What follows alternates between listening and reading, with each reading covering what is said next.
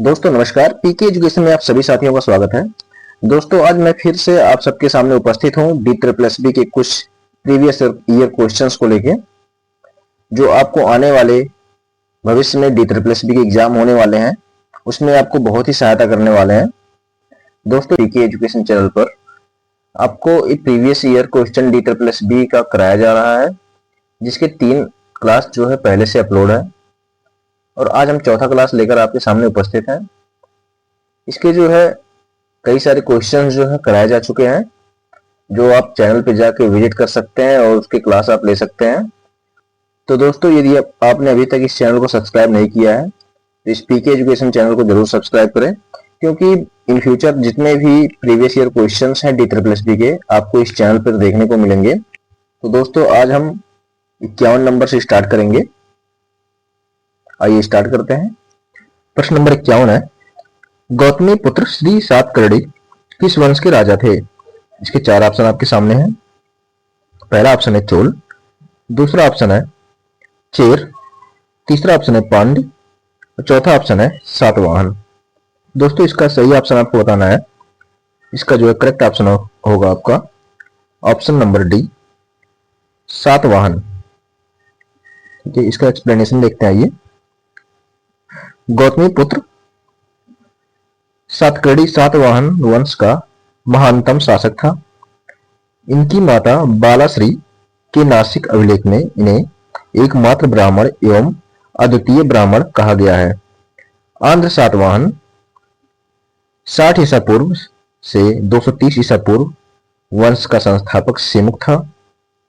इनकी राजधानी प्रतिष्ठान, वर्तमान में जो महाराष्ट्र में है, प्रतिष्ठान थी। पुराणों में इस वंश को आंध्र कहा गया है। ठीक है दोस्तों, आगे चलते हैं प्रश्न नंबर 52 की तरफ। निम्नलिखित में से किस इंडो बैक्ट्रियाई शासक ने भारत में यूथिडेमिड साम्राज्य की नींव रखी थी? तो इसके 4 ऑप्शन आपके सामने हैं। पहला ऑप्शन है एंटियोकस थर्ड, दूसरा ऑप्शन है यूथिडेमस सेकंड, तीसरा ऑप्शन है पेंटालियन और चौथा ऑप्शन है डेमोट्रियस फर्स्ट। तो इसका कौन सा ऑप्शन सही हो जाएगा आपका ये बताना है। तो इसका ऑप्शन नंबर जो है डी सही हो जाएगा। इसका ऑप्शन नंबर डेमोट्रियस फर्स्ट ने किया था, नींव रखा था इसका।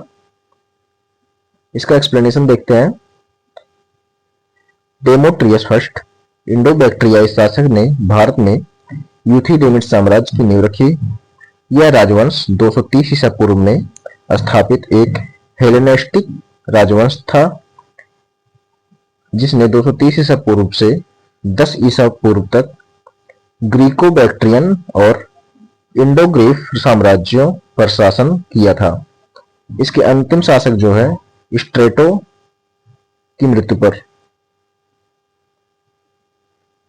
आगे चलते हैं प्रश्न नंबर 53 की तरफ। प्राचीन भारत के राजा कनिष्क निम्नलिखित में से किस राजवंश से संबंधित थे?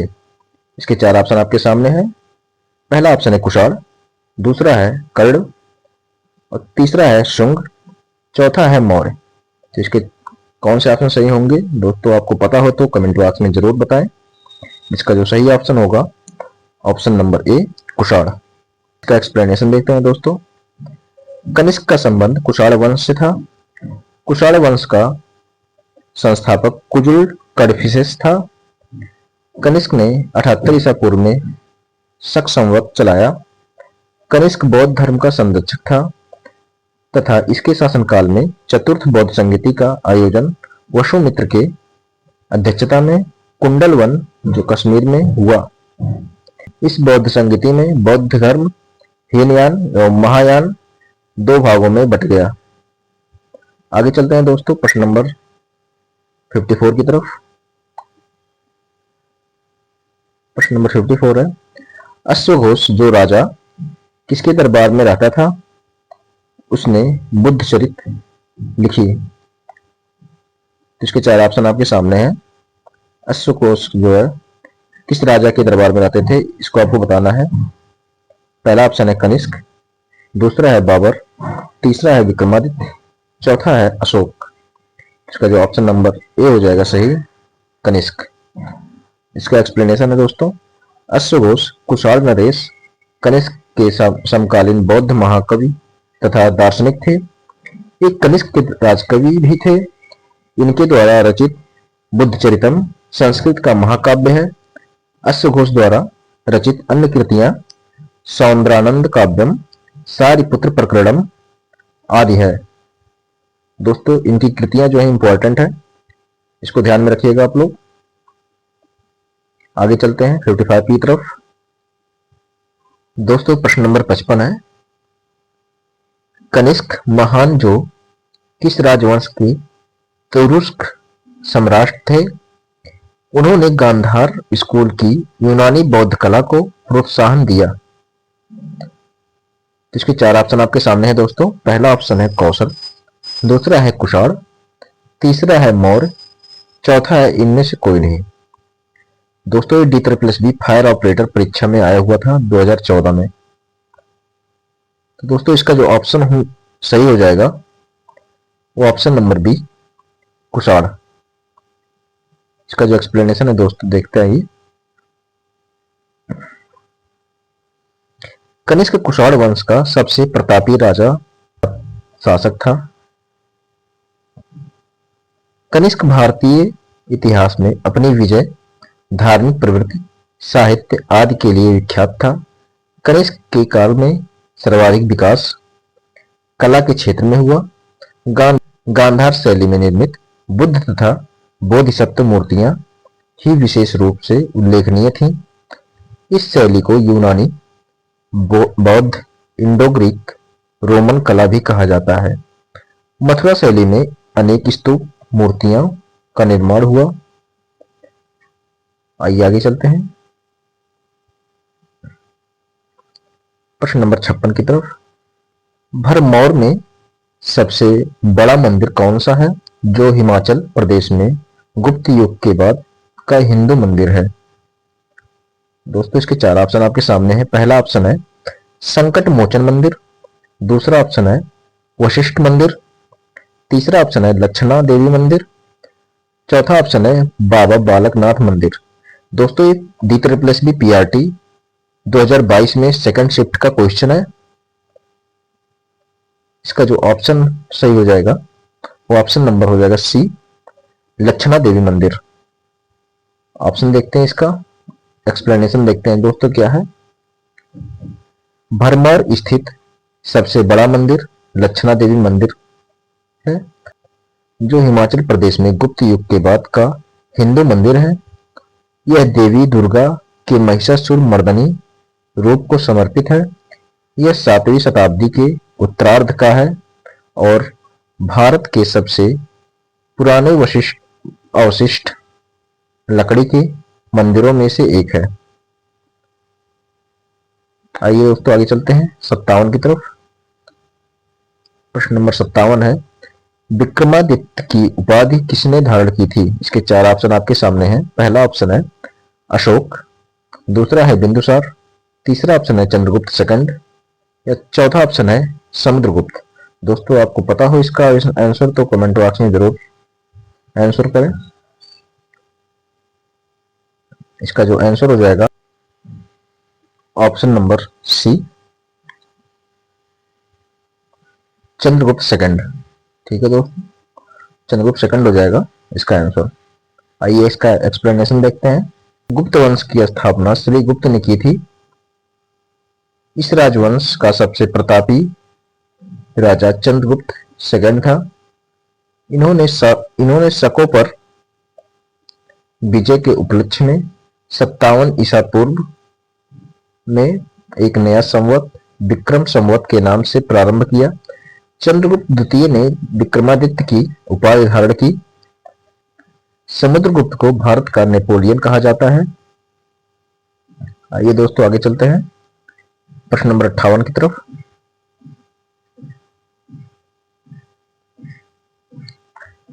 प्रश्न नंबर 58 है, गुप्त वंश का काल जो था 320 से लेके 540 तक।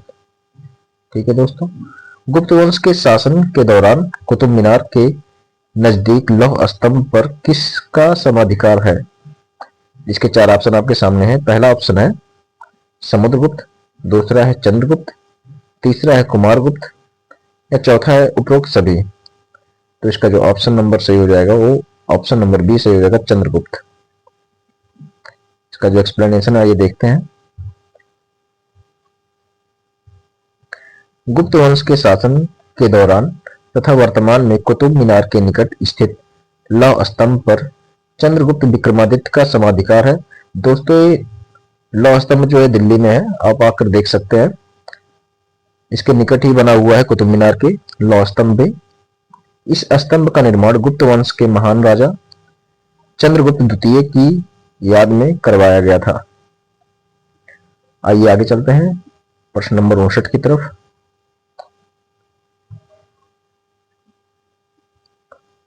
दिल्ली के महरौली में स्थित लौह स्तंभ निम्नलिखित में से किस शासक से संबंधित है? तो इसके चार ऑप्शन आपके सामने हैं। पहला ऑप्शन है अशोक, दूसरा है चंद्रगुप्त मौर्य, तीसरा ऑप्शन है समुद्रगुप्त, चौथा ऑप्शन है चंद्रगुप्त सेकंड। तो इसका जो सही ऑप्शन हो जाएगा option number D, Chandragupta second.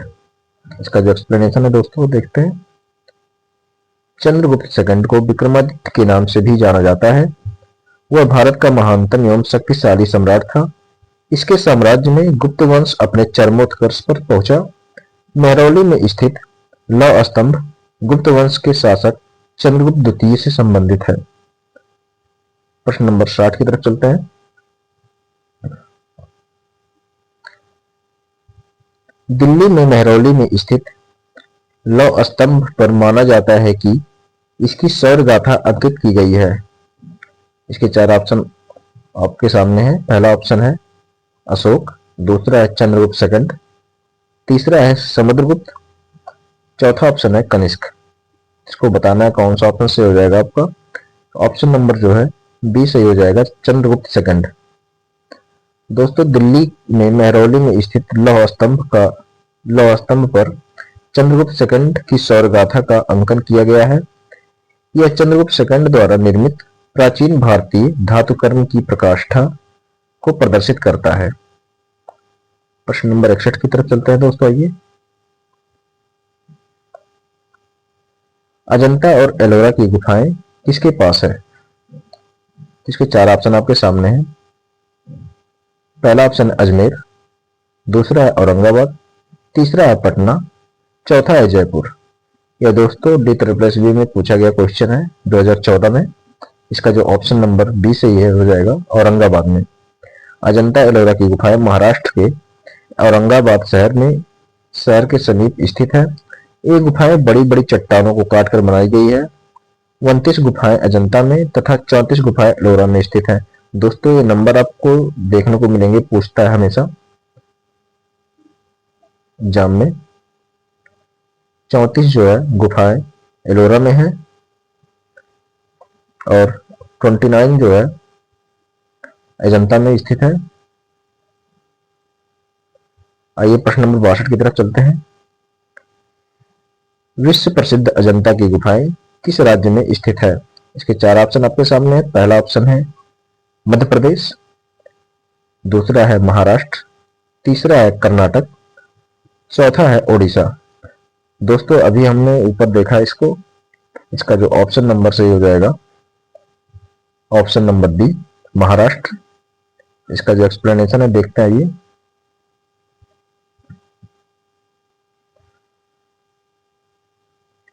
विश्व प्रसिद्ध अजंता की गुफाएं महाराष्ट्र राज्य में स्थित है। गुप्त काल में चित्रकला के दृष्टिकोण से अजंता जो महाराष्ट्र में है तथा बाघसी मध्य प्रदेश की गुफाओं का उल्लेख है। अजंता में कुल 29 गुफाएं, जिनमें सिर्फ 6 ही शेष बचे हुए हैं अभी तक। दोस्तों अभी जो है 1, 2 और 9, 10, 16, 17 ये 6 गुफा जो है शेष बचे हुए हैं। इसका निर्माण 200 ईसा पूर्व से लेकर 7वीं सदी ईसा तक किया गया। इसमें गुफा संख्या 16-17 ही गुप्तकालीन है। अजंता की गुफाएं बौद्ध धर्म की महायान शाखा से संबंधित है, जबकि बाघ की गुफाएं लौकिक जीवन से संबंधित है। ठीक है दोस्तों, आइए आगे चलते हैं 63 की तरफ। प्रश्न नंबर 63 है, तीसरी शताब्दी में वाकाटक वंश के संस्थापक कौन थे? इसके 4 ऑप्शन आपके सामने हैं। पहला ऑप्शन है नागभट्ट, दूसरा है प्रवरसेन, तीसरा है विंध्य शक्ति, चौथा है रुद्रसेन। दोस्तों दो एग्जाम में पूछा गया है, एनबीएस पीजीटी में पूछा गया है। एनबीएस पीजीटी 2019 फर्स्ट शिफ्ट का पेपर है जो पूछा गया था क्वेश्चन, इसी सही हो जाएगा। विंध्य शक्ति, विंध्य शक्ति तीसरी शताब्दी के वाकाटक वंश का संस्थापक था। इसके बाद उसका पुत्र प्रवरसेन प्रथम राज सिंहासन पर बैठा। इसके काल में वाकाटक राज्य बुंदेलखंड से लेकर हैदराबाद तक फैल गया। वह सम्राट की उपाधि धारण करने वाला वाकाटक वंश का प्रथम शासक था। आइए आगे चलते हैं 64 की तरफ।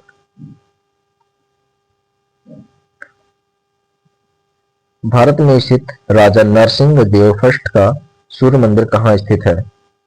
इसके 4 ऑप्शन आपके सामने हैं। पहला है दुर्गापुर, दूसरा है अजमेर, तीसरा है भरतपुर, चौथा है कोणार्क। इसका जो ऑप्शन नंबर डी है उसे हो जाए कोणार्क। दोस्तों सूर्य मंदिर जो है उड़ीसा के कोणार्क में स्थित है। आइए देखते हैं इसका एक्सप्लेनेशन क्या है। पूर्वी गंग वंश के राजा नरसिंह देव प्रथम ने 13वीं शताब्दी में कोणार्क के सूर्य मंदिर का निर्माण करवाया। यह मंदिर हिंदू धर्म के भगवान सूर्य को समर्पित है और पुरी से 35 किलोमीटर पूर्वोत्तर में स्थित है। इस मंदिर परिसर को वर्ष 1984 में यूनेस्को द्वारा विश्व विरासत स्थल घोषित किया गया है। ठीक है दोस्तों, आइए आगे चलते हैं 65 की तरफ।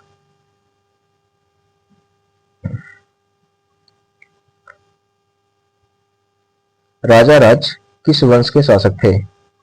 पहला ऑप्शन है चंडेला, दूसरा है चौल, तीसरा है चालुक्यास या चौथा है पल्लव।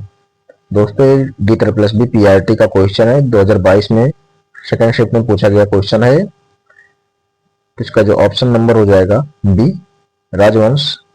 राजा राज चोल वंश के शासक थे। इसका एक्सप्लेनेशन देखते हैं। राजा राज फर्स्ट जो है दक्षिण भारत के चोल वंश के महानतम शासकों में से थे। इसका शासनकाल 1985 ईस्वी से 1014 ईस्वी तक रहा। चोल वंश का संस्थापक विजयालय था। राजा राज फर्स्ट ने तंजावुर स्थित बृहदेश्वर मंदिर का निर्माण करवाया। इस मंदिर को राजा राजेश्वर मंदिर के नाम से भी जाना जाता है। आइए आगे चलते हैं दोस्तों प्रश्न नंबर 66 की तरफ। प्रश्न नंबर 66 है, वंश संबंधित स्थान का कौन सा युग्म सही है? इसमें दिया गया चोल, उरैयूर, पल्लव, कांचीपुरम। तो इसमें आपको बताना है कौन सा सही है। संगम कालीन 3 प्रधान राज्यों में चोलों का उदय 9वीं शताब्दी में हुआ। साक्ष्यों के आधार पर चोल राज्य की पहली राजधानी उत्तर मन्नलूर थी, लेकिन कालांतर में राजधानी उरैयूर तथा तंजावुर हो गई। करिकाल ने कावेरी पत्तनम नगर की स्थापना की और उसे अपनी राजधानी बनाया। अतः जो है फर्स्ट कथन जो है सत्य हो जाएगा। पल्लव वंश की राजधानी कांचीपुरम थी। इस वंश की स्थापना सिंह विष्णु ने की थी। कांचीपुरम रेशम और रॉक कट मंदिरों के लिए प्रसिद्ध था। अतः जो है इस सेकंड भी सत्य हो जाएगा। तो दोस्तों इसमें दोनों ऑप्शन सही है। 67 की तरफ चलते आइए। निम्नलिखित में से किसे सबसे शक्तिशाली चोल शासन माना जाता है?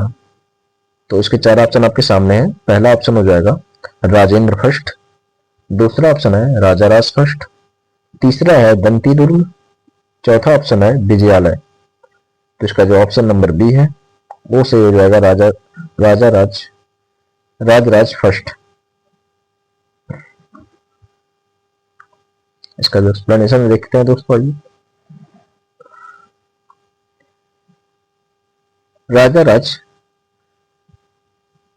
राजराज फर्स्ट शासनकाल 1985 से लेकर 1014 ईस्वी सबसे शक्तिशाली चोल शासक माना जाता है, जबकि चोल वंश का संस्थापक विजयालय राजराज कला और धर्म के संरक्षक होने के साथ साथ एक संगठनात्मक और राजनीतिक प्रतिभाशाली शासक भी था। सम्राट बनने के उपरांत उन्होंने दक्षिण भारत के श्रीलंका के राज्यों और उत्तर पूर्व में कलिंग, जो उड़ीसा में स्थित है, उस पर विजय प्राप्त की थी। आइए आगे चलते हैं 68 की तरफ। अपने गुफा मंदिरों के लिए प्रसिद्ध घारापुरी द्वीप कहाँ स्थित है? इसके 4 ऑप्शन दोस्तों आपके सामने है। पहला ऑप्शन है मुंबई तट पर, दूसरा ऑप्शन है लक्षद्वीप समूह, तीसरा ऑप्शन है सिलवासा तट पर, चौथा ऑप्शन है दमन और दीव। दोस्तों ये पीजीटी का क्वेश्चन आया हुआ है, एनबीएस में पूछा गया था 2019 में। तो इसका जो ऑप्शन नंबर हो जाएगा सही, ये मुंबई तट पर स्थित है। घानापुरी जो है दोस्तों एलिफेंटा द्वीप का प्राचीन नाम है। घारापुरी गुफाएं भारत में मुंबई तट पर स्थित है, जो अपनी कलात्मक गुफाओं और भव्य मूर्तियों के कारण प्रसिद्ध है। यहाँ कुल 7 गुफाएं हैं। इन गुफाओं का नाम एलिफेंटा पुर्तगालियों द्वारा यहाँ बने पत्थर के हाथी के कारण दिया गया था। यहाँ की गुफाएं हिंदू धर्म से संबंधित हैं।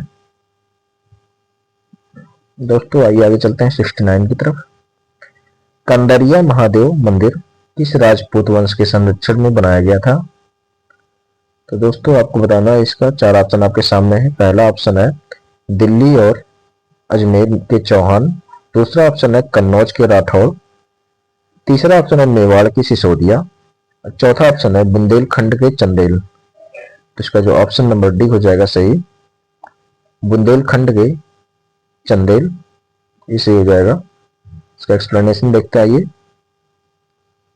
कंदरिया महादेव मंदिर खजुराहो मंदिर समूह के अंतर्गत सबसे विशाल मंदिर है।